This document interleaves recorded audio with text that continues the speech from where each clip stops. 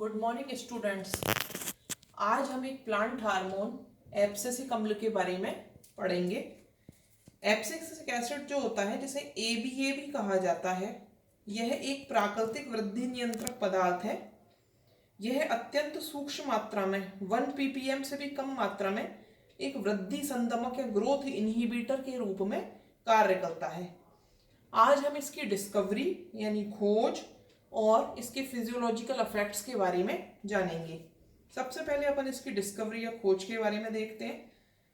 1963 में एक वैज्ञानिक थे जिनका नाम था PF वेरिंग। उन्होंने व उनके सहयोगियों ने काष्ठीय पौधों में बड डोरमेंसी का अध्ययन किया। इन्होंने ऐसा स्यूडोप्लेनेटस नामक पौधे की पत्तियों में से एक डोरमेंसी इंड्यूस करने वाले सब्सटेंस को आइसोलेट किया और इसको इन्होंने डोरमिन नाम दिया। इसी समय में दूसरे वैज्ञानिक थे जिनका नाम था HR कॉन्स व FD एडिकॉट। इन्होंने पादप पूतकों से ऐसा पदार्थ युक्त किया जो पौधों में पतझड़ को तेज कर सकता था। इन्होंने ही जो कॉटन बॉल्स थे उनसे 2 आंशिक रूप से परिशुद्ध अंश प्राप्त किए जो यंग कॉटन की सीडलिंग में लीफ एब्सिसन को तेज कर सकते थे। इन्होंने इन्हें एब्सिसिन 1 और एब्सिसिन 2 नाम दिया। इसके बाद देखें अपन तो स्टीवनिक और के रॉथवेल व RL वैन, ये जो वैज्ञानिक थे, इन्होंने ल्यूपिन्स में एक फल विगलनकारी पदार्थ का पता लगाया था जो फलों में विगलन प्रेरित करता है।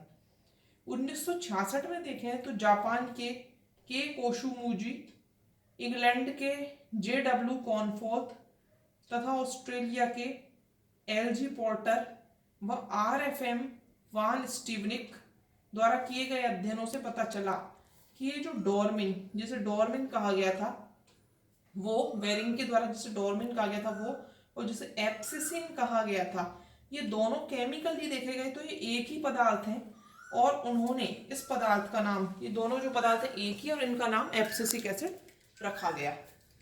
ये तो थी इसकी डिस्कवरी के बारे में। अब अपन इसके नेक्स्ट देखते हैं फिजियोलॉजिकल इफेक्ट्स।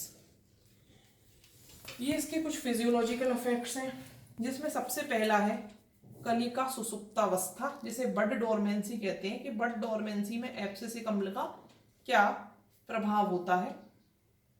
ये जो एब्सिसिक एसिड होता है ये वृद्धि प्रक्रियाओं को संदमित करता है और कायिक व पुष्पीय दोनों प्रकार की कलिकाओं के खिलने की प्रक्रिया को मंद करता है या रोक देता है। ऐसी वातावरणीय परिस्थितियां जो एब्सिसिक एसिड के स्टोरेज और जिब्रेलिक एसिड की मात्रा में कमी से रिलेटेड होती हैं वो डोरमेंसी के लिए अनुकूल होती हैं। अतः जो कलिका सुसुप्तावस्था होती है जिसे अपन बड डोरमेंसी कहते हैं, वो एक्चुअली में एब्सिसिक एसिड व जिब्रेलिन के बीच में एक संतुलन के द्वारा नियंत्रित होती है। दूसरा इसका फिजियोलॉजिकल इफेक्ट जो है वो कोल्ड हार्डीनेस या शीत सहनशीलता के रूप में है। एसर जो है, एसर जैसे कई सारे वृक्ष ऐसे होते हैं जिनमें एब्सिसिक एसिड एक हार्डीनेस प्रमोटर के रूप में कार्य करता है। एब्सिसिक एसिड के बाह्य अनुप्रयोग से यदि बाहर से एप्लीकेशन की जाए, अप्लाई किया जाए एब्सिसिक एसिड को, तो वृक्षों पर जो कोल्ड से जो क्षति होती है उसका प्रभाव कम हो जाता है। तीसरा जो है बीजों के अंकुरण में यानी सीड जर्मिनेशन में भी इनका रोल है। एब्सिसिक एसिड देखें अपन तो एक प्रमुख अंकुरण संदमक होता है, जर्मिनेशन इनहिबिटर होता है, यानी जर्मिनेशन को रोकता है। अंकुरण नियंत्रण के लिए जिब्रेलिक एसिड और साइटोकाइनिन से पारस्परिक क्रिया करता है एब्सिसिक अम्ल। तो 5 से 100 ppm के बीच एब्सिसिक एसिड की सांद्रता यदि अपन इस्तेमाल करें तो वो अंकुरण पर संदमक प्रभाव दर्शाती है। तीसरी चीज जो है वो फल व नेक्स्ट जो है फोर्थ, फल व बीज के विकास में, फलों के विकास में अपन देखें तो एब्सिसिक एसिड जो है उसका महत्व हालांकि अभी ज्यादा स्पष्ट नहीं है, लेकिन गुलाब में ये पार्थिनोकार्पी को उद्दीपित करता है, ऐसा देखा गया है। नाशपाती व अंगूर में एब्सिसिक एसिड की जो एंडोजीनस अमाउंट होती है, जो अंतर्जात मात्रा होती है, वो फलों के विकास के साथ धीरे धीरे बढ़ती जाती है, लेकिन फलों में परिपक्वन प्रारंभ होने पर यह बढ़ोतरी रुक जाती है। सेब, संतरे जैसे अनेक पौधों में एब्सिसिक एसिड की अत्यधिक उच्च मात्रा भी फल विकास को प्रभावित नहीं करती है। और भ्रूण की बात अपन करें तो भ्रूण विकास के समय एब्सिसिक एसिड कई प्रकार के कार्य करता है। जैसे भ्रूण के वृद्धि काल में इसकी सांद्रता न्यूनतम रहती है, लेकिन जब भ्रूण परिपक्व होता है तो एब्सिसिक एसिड की मात्रा तेजी से बढ़ जाती है। इस तरीके का जो इफेक्ट्स हैं वो एब्सिसिक एसिड के देखे गए हैं। एक बहुत ही इंपॉर्टेंट काम जो है एब्सिसिक अम्ल का, वो जीर्णता व विलयन में भी है। वो किस तरीके से है? एब्सिसिक एसिड जो होता है ABA, वो पत्तियों व अन्य पादप अंगों में जीर्णता, जिसे सेनीसेंस कहते हैं, और विलयन एप्सिजन को त्वरित करता, बढ़ाता है।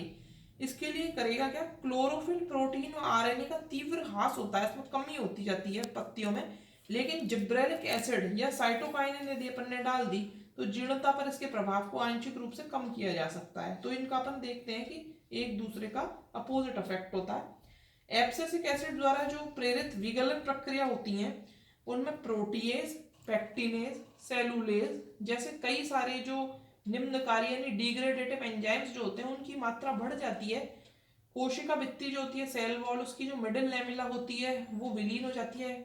इसके फलस्वरूप विगलन की प्रक्रिया जो होती है वो तेज हो जाती है। इसके अलावा एक और इसका फिजियोलॉजिकल इफेक्ट है, वो है पुष्पन और लिंग अभिव्यक्ति, माने फ्लावरिंग और सेक्स एक्सप्रेशन में होता है। ये बहुत एक महत्वपूर्ण इसका रोल है। ये जो एब्सिसिक एसिड होता है वो जो लॉन्ग डे प्लांट्स होते हैं जैसे लोलियम है, पालक है, इनमें पुष्पन को संदमित करता है। लेकिन कुछ शॉर्ट डे प्लांट्स हैं जैसे स्ट्रॉबेरी, ब्लैकबेरी, उनमें यह लॉन्ग डे की स्थिति में भी पुष्पन को त्वरित करता है।